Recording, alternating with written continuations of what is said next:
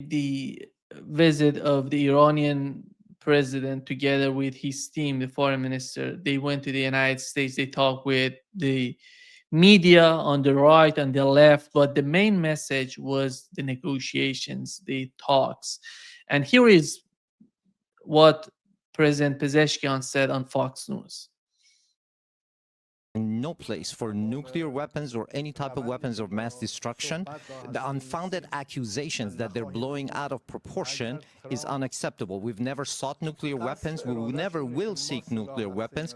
But if Mr. Trump if his scope is for us not to have any nuclear weapons, that was easily obtainable. There was never any tangible proof that we were seeking nuclear weapons. Therefore, they use that as an excuse to carry out an attack that they should not have. Professor Marandi, looking at what President Pezeshkian said and what the behavior of Europeans together with the United States, do you think that do they really want to negotiate? Do they really want to talk? No, no. The intention is not real negotiations. It's not to talk.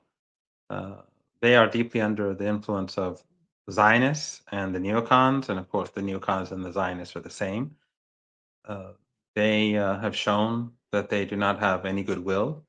When the Iranians agreed to indirectly negotiate with the United States, they knew that the Americans and the Israeli regime were conspiring to attack them.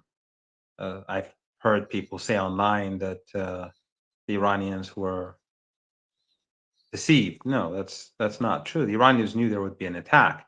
They miscalculated when they didn't think that the Zionist regime would attack Iranian leaders and attack the leadership of the country. But the Americans were conspiring, and they were showing their deceit. And when the Israeli regime attacked, the Europeans supported it.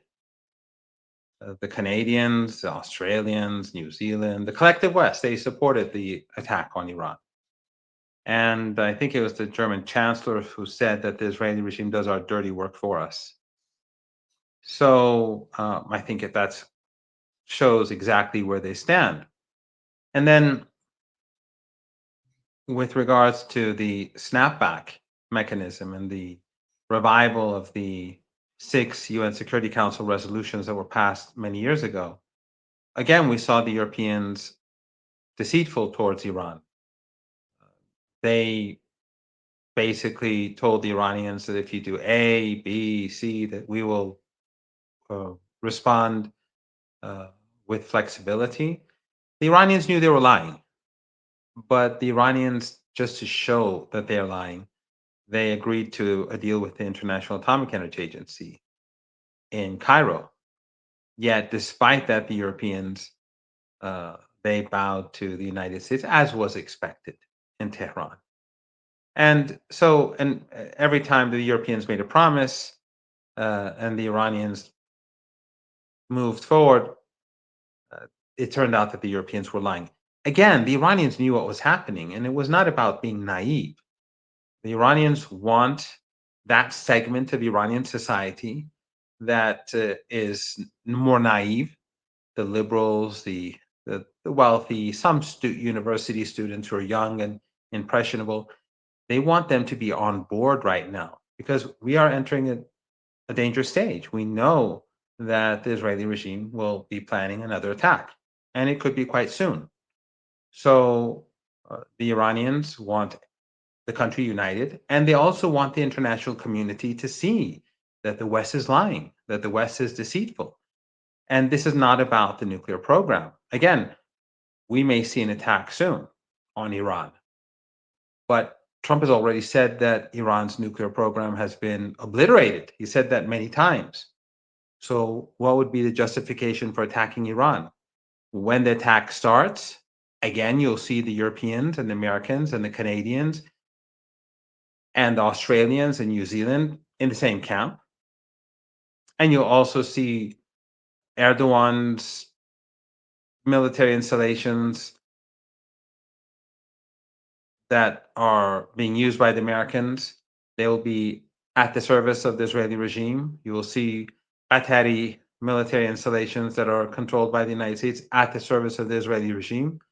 You'll see across the Persian Gulf US bases involved in helping the Israeli regime.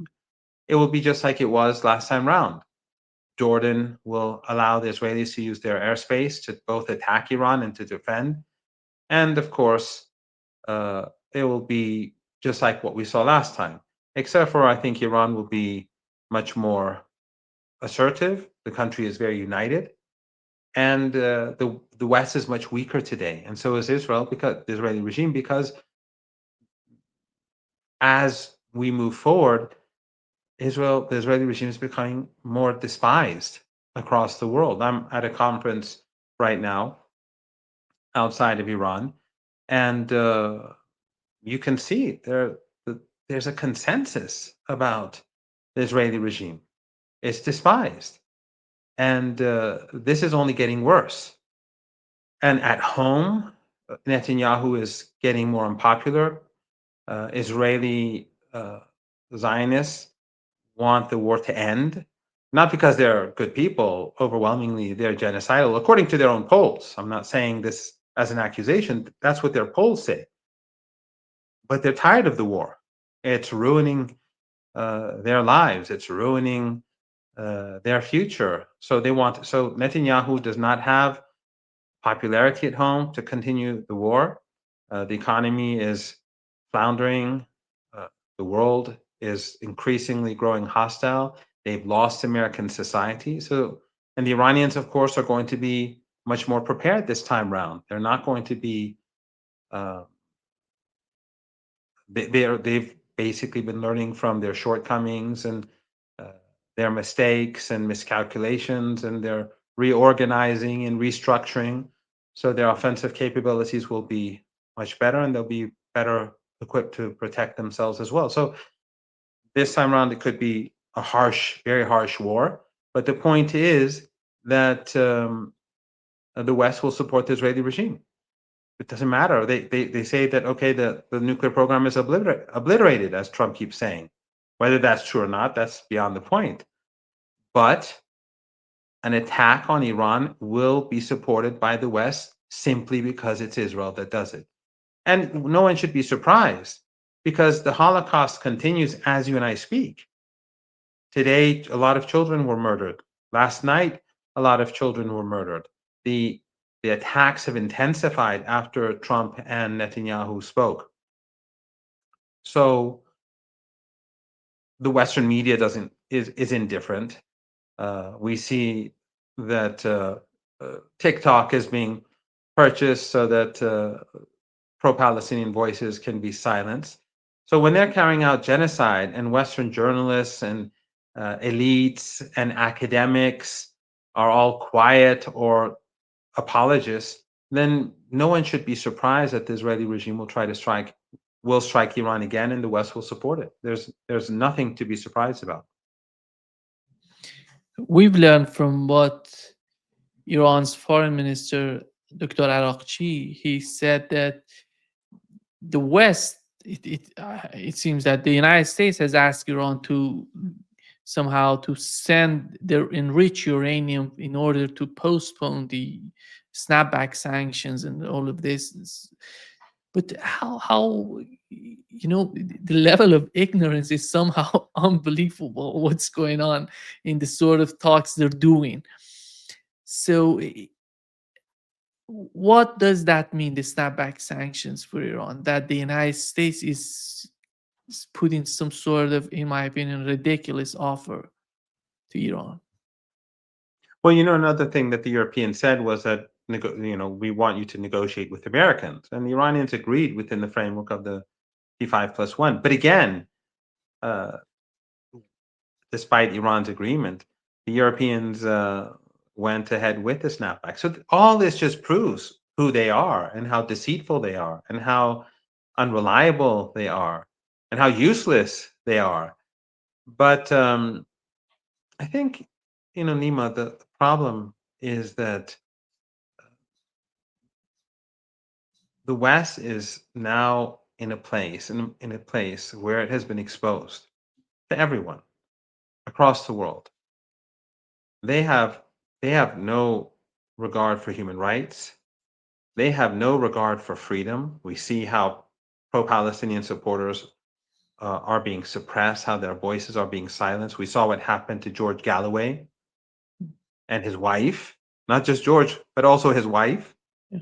We are seeing this happen across the Western world for the sake of what?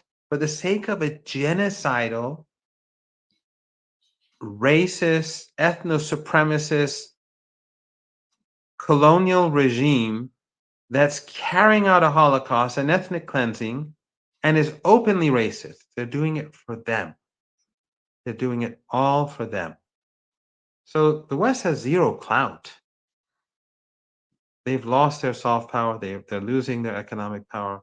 Their military power is not nearly what it used to be or what it claims to be, as we've seen both in with regards to in the Iran-Israel conflict, or the Israeli or in Ukraine. So they're in a very difficult situation, and the more they decline, the more dangerous they become, the more irrational they become, the more angry they become, and the more foolishly they behave. So we're facing a very dangerous, dangerous entity that is just lashing out. There's there's there's no way that Iran can deal with this regime and the United States and the Europeans in a rational way. And I mean, for them to behave in a rational way, it's just not possible anymore. And that, I think, is something that has benefited Iranians and the state, because there's now a consensus in Iran. And sorry, I sort of drifted away from your question. There's a consensus in Iran now to work with the global south, to work with China, to work with Russia, to pursue Iran's interests and its national interests within the framework of BRICS and the Shanghai Cooperation Organization and other, uh, the Eurasian Economic Union and other such entities, because the West is a dead end. You cannot deal with them. No matter what you do, they're going to lash out at you, and they will support Zionism. So I think what it has done is that it has consolidated public opinion in Iran. It has made those who still were um, uh, pursuing what I would say, what I always thought was a mirage, and that was better ties with the West. It woke them up to reality, and I think that the way Iran negotiated with them and the agreements, I think it was the smart thing to do. We knew that and I think after the signing of the deal in Egypt, I think somewhere I did say that it's not going to succeed. Just like the indirect negotiations with the United States, we knew they weren't going to succeed. But we went through the motions just to show everyone, both at home and abroad, that that the problem doesn't lie in Tehran. And I think they've succeeded. I think that 4.5 decades of anti-Iranian propaganda has all been destroyed and has been swept away to a large degree during the last couple of years, but especially during the last couple of months. And those who are within the American camp, they've been exposed to their own people and others. Erdogan, Qatar, the the the the, the, the Trump peace deal, which is disgusting and disgraceful. We see that Erdogan and Qatar and Egypt and others, they're supporting it. The Saudis, it is a capitulation. Instead of supporting the Palestinian people, they are supporting a plan where the resistance, who knows what that means, is expelled from Gaza, and basically it's controlled by who? Tony Blair. We all know who Tony Blair is, one of the most evil people on this planet. He began the slaughter of people in our region before this the thugs around Trump and the governments in Europe were involved in this sort of thing. This was, we all know what happened in 2003. We all saw the protests in England, and then the subsequent this destruction of Iraq, Iran. And by the way, sometimes we see people on social media who are hostile towards Iran. Usually, it's the usual crowd, but they say that Iran supported the war in Iraq. Iran was opposed to it. I was actually at the anti-war protests I participated in the anti-war protests in the UK, and Iran was always against it. Iran tried to, when the Americans invaded, Iran infiltrated, but they did not at all support the Americans. They called it an illegitimate war. But Tony Blair back there lied about chemical weapons. He lied about Al Qaeda, and that was really the beginning or almost the beginning of this catastrophic chapter for West Asia and North Africa that has destroyed so many countries and so many lives, and so many people have moved to Europe as a result. And you see people in Europe protesting, but instead of targeting these poor refugees, they should target their own governments for destroying the lives of so many millions of people and forcing them to come to Europe.